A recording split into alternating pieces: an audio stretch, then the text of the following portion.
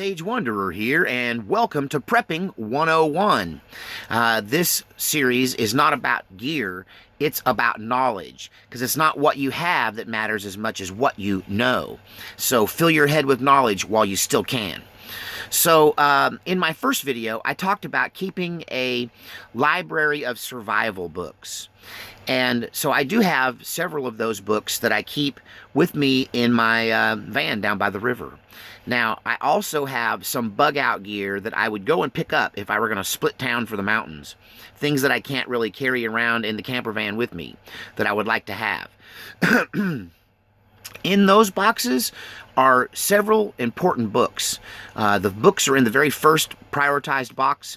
I have my boxes of survival gear, like Pelican boxes, watertight boxes, packed and ready to go and prioritized by number. So I know the number one box I want to get. If I couldn't get any others, I'd get the number one box. And if I can only get two, then I would get 1 and 2. You see how that works. Now you can have as many boxes as you like prioritized back till the back one. Maybe it's just got brandy and champagne and corkscrews in it, but you know, champagne glasses. Depends on how prepared you want to get. But so my bug out gear has this number one box. In the number one box are the 4 most crucial books that I own that I might need to reference in an emergency. Number 1 is how to identify medicinal plants. Number 2, and their uses. Number 2 is how to identify edible plants. Number 3 is modern wilderness survival. I find that to be a really interesting approach. I wish I knew the author of the book, but it focuses, like a lot of wilderness survival, want to teach you how to make a knife out of stone or how to make an improvised bow and arrow. And although there's some of that stuff in there, he's more likely to tell you how to make a bow from a fan belt. You know, I'm sure that's not in there, but that gives you an example though. Why do you need to learn to make a spear when you have a 22 and 200 rounds of ammunition? So he talks about firearms and modern things, modern things like water filters and stuff that you might have with you or that you could improvise. So at any rate, you know, I have those basic books that I keep buried down in my bug out gear, so I won't be tempted to take them out and play with them, because they need to be in there. I need to be able to identify those wild mushrooms, and so I don't get the crazy ones or the ones that kill you. So, but I also have some books here that I can show you that think about beyond just the immediate survival. Most survival books are going to be about the first 7 to 10 days of survival, because they're figuring that you're going to get some outside help or somebody's going to come along, some white knight's going to save you. But in a post-apocalyptic type of planning, when you're talking about long-term prepping, you have to also have information about how to restart society, about how to survive long-term without things that you have grown accustomed to, how to rebuild and do homesteading and planting and that sort of thing. So you need some forgotten arts to be revealed to you. It's why my favorite survival book that I have is actually more of a homesteading book. And this book is called, it's in such bad shape,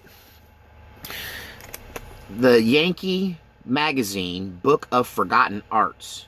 So this tells you how to do a lot of stuff. It's a read and do book that will recreate the simplicity and warmth of yesteryear's lifestyle, with drawings, diagrams, recipes, remedies, formulas, and all with easy to follow directions. So this has a lot of stuff in here that, you know, people haven't had to worry about since grocery stores and trucking, and, you know, everybody else does this stuff for you. But if they're not there and the trucks aren't running, you got to learn to do it yourself if you're going to survive beyond the first week or two. You know, that store of food is only going to last so long. But there's stuff in here that's things you wouldn't think of, like connecting a wood stove, cooking on a wood stove, how to build a smokehouse, making and firing durable weatherproof bricks, sharpening and rehandling hand tools, managing a small woodlot, reclaiming an old apple tree, root cellars and winter vegetable storage, keeping a family cow, keeping a small flock of chickens. So there's all of this stuff, you know, fireplace cookery, arts and crafts, you know, how to make soap, things that you take for granted when you can't go down to the store and buy them. So that book is something I keep in my library that I can reference back. And I've memorized a great deal of it, like how to make soap and stuff like that. Another one that I like in here is the Homesteader's Handbook to Raising Small Livestock. So as soon as you can trade for it, or you can start now and start keeping some of these animals like goats, chickens, sheep, geese, rabbits, hogs, turkeys, guinea fowl, ducks, and pigeons. And all of these things are things that we've forgotten how to do. One of the books that was given to me that I actually kept because I find it's a good coffee table book. And it's small, so it doesn't take up much space. But it's called The Worst Case Scenario Survival Handbook. And it really is full of these worst case scenarios. So I guess they interviewed some survival experts and some people in the know on some really bizarre topics. And that's in here. So it's actually fun reading, like how to escape quicksand. You can see my video. I was almost buried alive in quicksand. I think was one of my story time with Uncle Sage stories of my interaction with quicksand. How to break down a door, how to break into a car, how to hotwire a car. How to perform a fast 180-degree turn with your car. How to escape a sinking car. How to ram another car. How to deal with a downed power line. How to survive a poisonous snake attack. How to fend off a shark. How to escape from a bear. How to escape from a mountain lion. It goes on and on. How to jump from a bridge or cliff into a river. Let's see, just how to perform a tracheotomy. You should know that one. Everyone should know that one. I made myself learn that one. After I learned the throat punch that would cause someone to need a tracheotomy, I learned how to perform one. So I could save them if I wanted to. Because that's the kind of guy I am. Other stuff that people forget about. If you're not a mechanic, then in post-apocalyptic world, you're going to be working on your own stuff, like generators. Generators that don't work are going to be a dime a dozen. People didn't put them up right. Their carburetors are all gunked up, and they're going to need somebody that knows their way around small gas engines. So one of the things the old Marine did make me learn when I was a little bitty kid. He brought home a busted lawnmower and he said, take it apart and rebuild it. And I'll show you step by step. So one of my first times to turn a wrench, I was rebuilding a gasoline Briggs & Stratton motor from the ground up. But having this stuff on hand, 2-cycle and 4-cycle engines, it gives you the fundamental details of how they work, and you might be able to figure out how to do your own repairs if you had a book like that.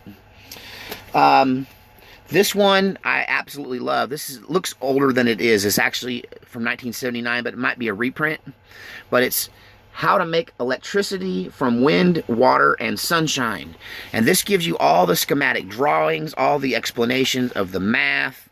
It takes you as if you knew nothing, and it teaches you how to create electricity and create windmills and water turbines and, you know, things you should know. You should know how to recharge your phone from an old alternator off a broke down car and a bicycle crank. Pretty simple. You could rig it up in just a matter of moments. At any rate, so there's that. Now, if you're into the combat, that's a whole nother thing. If you want to be a combatant rather than just a person trying to survive, then you might want to avail yourself of some of the information shared with our American military. That's one thing about America that's really great, is that we are staffed by citizen soldiers. These people most of them are not career military. They go in, they get training, they serve for a period of time, and then they come back to America. And America is made up of great veterans. And so they teach us, they teach our people well in the military. So you can get these various books that are produced by the United States Army, Department of the Army Technical Manual TM. This one is 31210, Improvised Munitions Handbook. So you know what munitions are, and you know what improvised means. So I won't go into the details of this information. It's kind of seen as black information, dark information, guarded information, but it's public information, and it is just for informational purposes only. But you should know a thing or two about things like improvised musicians in a post-apocalyptic world. So you can see that without the internet access and the electronics and all of the things that make our world go round, found that you'll have to become a human Google if you want to survive well in a post-apocalyptic world. So instead of working harder for that next fancy new gadget, why don't you buy a book or just read some, borrow them, use the internet now and memorize it, but things that you need to reference with detailed drawings and things like that, things that you need to know that have, recipes and formulas and stuff like that. You should know how to make black powder if you're going to survive in a post-apocalyptic scenario. Knowledge is power. And I hope to continue to reinforce this in Prepping 101, where it's not what you have, it's what you know. All right, see you next time.